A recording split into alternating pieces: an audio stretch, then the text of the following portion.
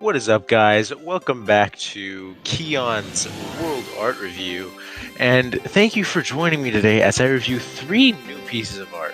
One being this beautiful lion man statue thing, and 2 other amazing pieces of art which we'll get to today. Today the theme is actually the human body, and as you can see here, it's kind of on display with this work of art and 2 others we'll be looking at too that kind of show how the human body has been depicted throughout history. This piece right here is the lion head piece. We can see here that it's seems to be a humanoid figure with a lion head, which could be used to symbolize some sort of supernatural deity sort of thing. Now, this was found in a cave in Germany in the 20th century, and it's about 40,000 years old. So we can't really tell what it was used for, but it was most likely for some sort of religious purpose, or it could be a symbol of some sort of supernatural or powerful figure. So we can't really tell what the purpose of this, because it's 40,000 years old, but it could be using the human body to connect the human world to the supernatural or some sort of deity. And next here we have the Nuquoro female deity, and as you can see, it is a wooden smooth statue from Micronesia.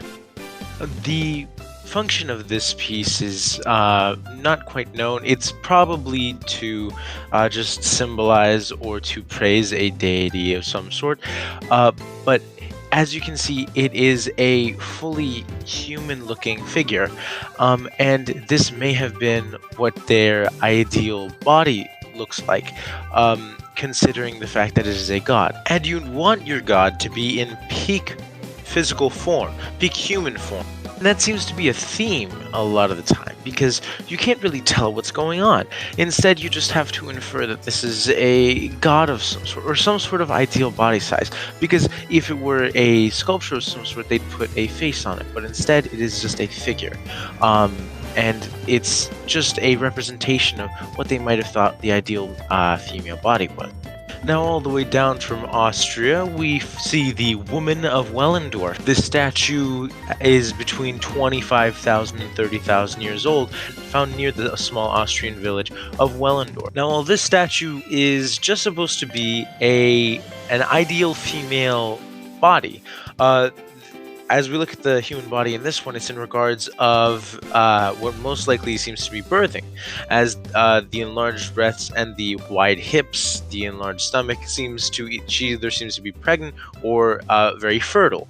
So this seems to be in line with a tribe that seems to focus a lot on mothering many children, and the human body needs to be set to do that. It needs to be prepared to undertake that task, and this statue it perfectly encapsulates what someone would look for in a mate if they were looking for someone who is purely fertile.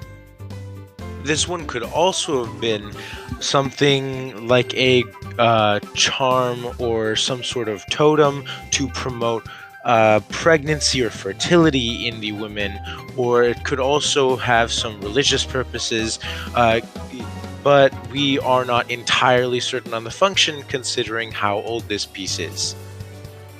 Now, in regards to the human body, this fits perfectly with our theme, because this is the ideal female body to continue making children, to keep the tribe going. Now, contrast this piece with the last 2. First, we had a male body that was seemed to be either a deity or something, as if something to look at as in the prime hunter.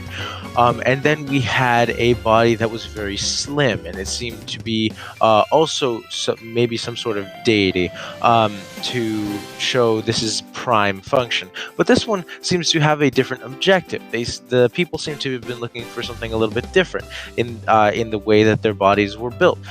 While this one looks for fertility, the other ones may have been looking for a slightly different objective.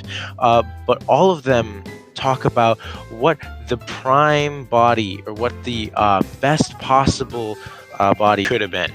Now, thank you for tuning in, and join me next time as I look at Staff God, the strangest phallus symbol you've ever seen. Good night.